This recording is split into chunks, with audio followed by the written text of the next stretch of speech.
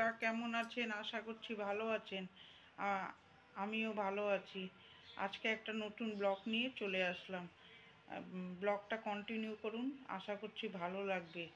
আমি যা করি সেটাই আমি দেখাই। আমি তো এই যে সকালবেলায় উঠে আমি এই যে সব কিছু মেয়ে খেয়ে কাজে চলে গেল, খেয়ে চলে যাওয়ার পরে এই যে ঘুরে দেখাচ্ছি ঘর দূরে কী অবস্থা। খিচুড়ি করেছি, রুটি, আলু ভাজা, পেঁয়াজ কলি আলু ভেজেছি। তারপরে এই বড় ঘরে চলে আসলাম। বিছনাগুলো, ওটা বালিশের ওষার, চাদর টাদর সব পাল্টে নেবো। এই যে পাল্টে নিয়ে রোদ্রে দিয়ে দিলাম। রোদ্রে দিয়ে তারপরে চলে গেলাম কম্বল টম্বল। শীতকালে এইগুলো গুছাতে প্রচণ্ড বিরক্ত লাগে। তারপরে যে বালিশের ওষার দিয়ে খাটটা পরিষ্কার করে নিলাম।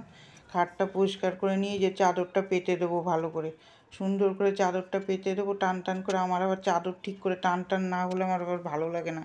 আমি বিছনাটা সুন্দর করে পেতে দিই, ওই টান টান না হলে চাদর আমার ভাল লাগে না। সুন্দর করে পেতে দেবো। তারপর ওই যে বালিশের ওষারটা দিয়ে সব মুছে নিয়ে বেরিয়ে যাবো। আলমারিটাও মুছে দেবো। এই যে আলমারিটাও সুন্দর করে মুছে দেবো। আলমারিটা মুছে দিয়ে তারপরে আমি বেরিয়ে যাব। এই যে পরিষ্কার করে মুছে দিয়ে বেরিয়ে যাব। এবার এই যে পরিষ্কার করে মুছে দিয়ে বেরিয়ে গেলাম। আমার বর গেছে বাজারে, আজকে মাংস হবে, রোববার তো, ওই জন্য এই যে এই ঘরে এসে জামা কাপড়গুলো গুছিয়ে পরিষ্কার করে নেবো। পরিষ্কার করে জায়গায় রেখে চাদরটা টান টান করে সুন্দর করে ঝেড়ে দেবো। তারপরে এই যে শোকেসটা ভালো করে মুছে দেবো। এই যে ভালো করে পরিষ্কার করে মুছে দিলাম। ফ্রিজটাও মুছে দেবো। ফ্রিজটা মুছে দিয়ে এই যে ফ্রিজটা মুছে দিয়ে বেরিয়ে যাব। দুটো ঘরই পরিষ্কার হয়ে গেল মোটামুটি। তারপরে যে যেই জামা কাপড়গুলো সব ছিল সব ভিজিয়ে দিলাম। এবার আসলাম রান্নাঘরে, গ্যাসটা মুছে নিলাম। তারপরে মুছে নিয়ে বাসনগুলো মেজে নেব, ভালো করে পরিষ্কার করে বাসনগুলো মেজে নেব। মেয়ে তো সকালবেলা চলে যায়, তারপরে সারাদিনই মোটামুটি আমার কাজ থাকে। আগে তো আরও বেশি কাজ ছিল, এখন তো আরও অনেক কমে গেছে। এই লকডাউনের থেকে ব্যবসাটা একটু ডাউন হয়ে যাওয়াতে লোকটা কমে গেছে। নাহলে আগে আমার অনেক লোক ছিল, আমি একা একাই সব এরকম করতাম, আমি আর আমার বর মিলিয়ে করে। তারপরে এই যে অনেকক্ষণ পরে আসলাম টিফিন করে। তারপরে কড়াই মূলোটা ঘষে হলুদ লবণ দিয়ে সিদ্ধ করে নিয়েছি। এই এটা এরকমভাবে করে খাবেন, খেতে খুব ভালো লাগে শীতের সময়। কড়াইতে তেল দিয়ে একটু শুকনো লঙ্কা ফোড়ন দিয়ে পাঁচ ফোড়ন দিয়ে দিলাম। ওদিকে বাঁধাকপিও ভাপাতে বসিয়েছি। তারপরে ভাপানো মূলোটা দিয়ে দিলাম। এর মধ্যে হলুদ, লবণ, শুকনো লঙ্কার গুঁড়ো, সর্ষে বাটা দিয়ে ভালো করে মাখা মাখা একটা তরকারি করব। নামানোর আগে ধনেপাতা দিয়ে দেবো। আর মাংস হবে। কড়াইতে তেল দিয়ে তেজপাতা আর গোটা জিরা দিয়ে আলুটা হলুদ করে ভেজে নিই। তারপরে ওর মধ্যে মাংস দেবো, লবণ আর হলুদ দিয়ে মাংসটাও ভেজে নেব। তারপরে পেঁয়াজের পেস্ট দিয়ে ভালো করে ভাজবো। ওই কাঁচা গন্ধটা কেটে গেলে একটু জল দিয়ে একে একে গুঁড়ো মশলা দেবো। ধনের গুঁড়ো, জিরার গুঁড়ো, শুকনো লঙ্কা, কাশ্মীরি মির্চ দিয়ে ভালো করে কষাবো, তেল ছাড়া দিয়ে। ওদিকে বাঁধাকপিটাও বসিয়ে দিয়েছি। আজকে অনেকে নিরামিষও আছে, অনেকে মাংসও নেবে।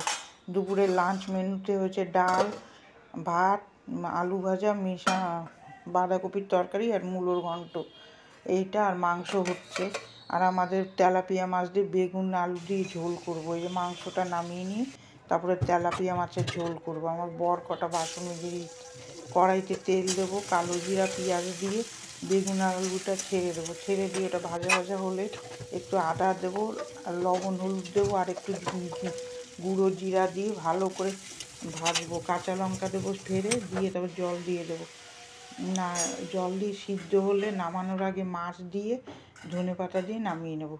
এটা হয়ে যাবে। তারপরে আমি কাপড় কাচতে চলে যাব। এই মাছটা হয়ে গেলে তারপরে চলে যাব কাপড় কাচতে। ওই দেখলেন না কাপড়টা ভিজিয়ে রেখেছি, তখন থেকেই কেচে নিয়েছি, ওগুলো শেয়ার করিনি।